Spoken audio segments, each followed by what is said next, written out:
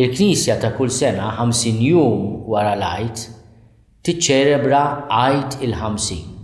Il-50 jirreferi l-fatt li qed niċċelebraw festa kbira 50 jum wara l-Għid il-kbir.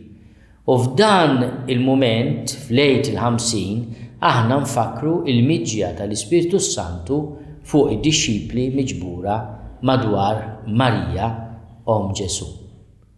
Jiena nixtieq nagħti messaġġ ta' kuraġġ lilkom eżiż adolescenti li qegħdin tippreparaw biex tirċievu s-sagrament tal-Grisma.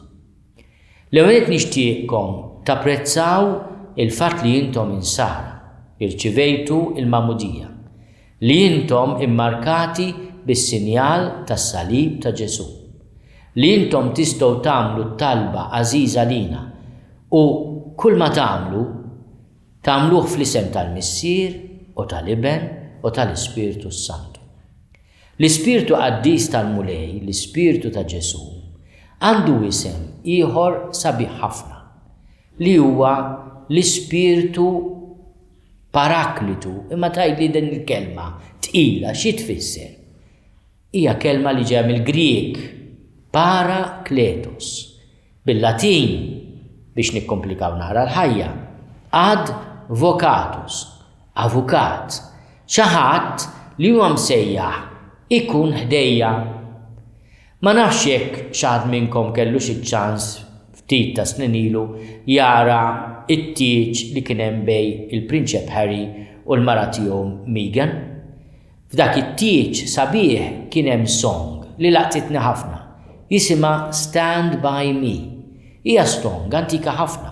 Fil-fatt kienet miktuba fl-1961, ħafna snin ilu, minn kantant bravu jismu Ben King. Imma ħafna artisti għamlu verżjoni sabiħa ta' din is-song Stand By Me li tfakkarna f'minu l-Ispiritu Santu. Hija song ta' bejn żewġ maħbubin, imma l-Ispiritu tal-Mulija u l-Ispiritu tal-Imħabba. U wkoll imsejjaħ Parakletos biex ikun ħdejja to stand by me, biex ikun dak li jagħtini l-parir tajjeb, ifarraġni, jikkonslani, jagħmel li kuraġġ, jiddefendini.